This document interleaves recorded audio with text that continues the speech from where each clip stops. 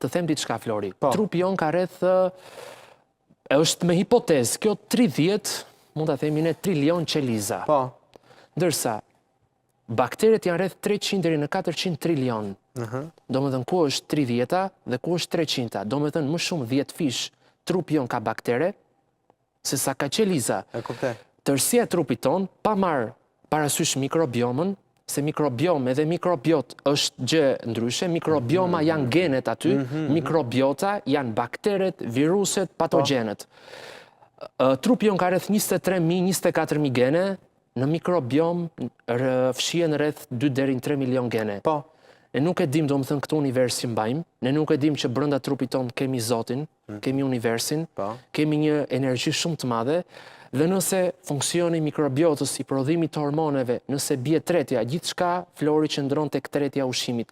Një person që është, po doja të të pyesja pak, ti shkruan, pse duhet i shmangim njerëzit negativ, vampirët e energjisë? Si ndikojnë këta tek zora? Atëherë, nëse ne jemi ulur në një tavolinë, me miq ose me shok, me njerëz të ndryshëm, edhe prezenca e disa personave negativ ndikon sistemin tretës. Nuk tretet ushqimi. Nuk tretet ushqimi nëse jemi me njerëzit e gabuar. Me njerëz negativ dhe me njerëzit. Prandaj thuhet që ushqimit dhe konsumimi i ushqimit është një akt. Dhe nëse ne jemi në tryezë me njerëz negativ, ose shikojmë telefonin, bëjmë hapa ose bëjmë veprime të cilat nuk janë të shëndetshme, sepse ushqimet, kryesisht proteinat, kanë varg polipeptidik dhe duhet të coptojnë deri në aminoacide ose deri në tripeptide apo dipeptide. Dhe kryesisht prezenca e tyre bën të mundur që stomaku, pankreasi, mëlçia mos të buzëqeshin. Dhe shumicës së personave dhe shumicës së njerëzve nuk i buzëqesh stomaku dhe pankreasi, prandaj janë nervoz dhe prandaj harrojnë. Dua të të pyes pak për këto vajzat që se hajnë qepën dhe hudhrën.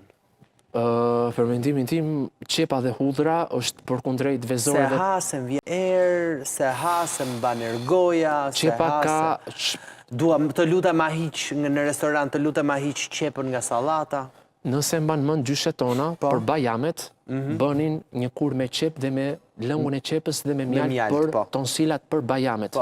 Kura e qepës mund të bëhet edhe me mjalt për të rritur imunitetin.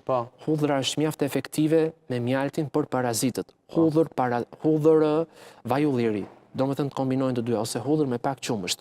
Hudhra është një lëndë e cila bombardon metabolitet ose bombardon parazitët. Theme dhe diçka Flori. A di që në shumicën e rasteve parazitët janë aty për të mbrojtur trupin tonë? Si e mbrojnë ata trupin tonë? Nga metalet e rënda. Pra edhe parazitët tani e kanë një funksion. E kanë një detyrë, e kanë një funksion. Një që duam t'i heqim parazitët. Do me thënë, trupi jo nuk mund t'i jetoj dot as pa parazit, as pa kërpudha, as pa patogen. Gjështja kryesore është që të mbajt një balans, dhe ne këtë balans e kemi prishur. Ne nuk mund t'i hapim dot lufta atyre.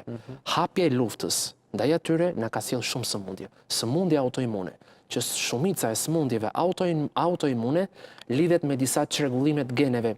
Sirtuinat është një serintronin protein kinaz, rapamicinat. Domethënë i kemi hapur luftë tyre patogenëve, sepse kur e shikojmë që në analizë na ka dalë në feqe pozitiv një parazit. Përse ka dalë ai? Përse është kolonizuar? Sepse dhe ai ka një detyrë të caktuar. Apo konsumon metale të rënda.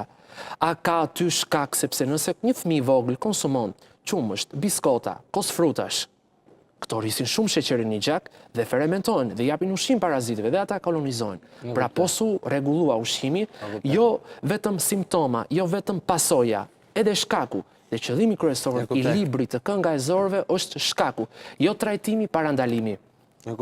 Edhe shtogu, dëllënja, vajlules basanit janë bimë shumë të shëndetshme për sistemi respirator. Pra, këto vajzat që refuzojnë qepën dhe hudhrën, çfarë ndodh me trupin e tyre? Kanë disa reduktimet mineraleve. Si ka mundësi?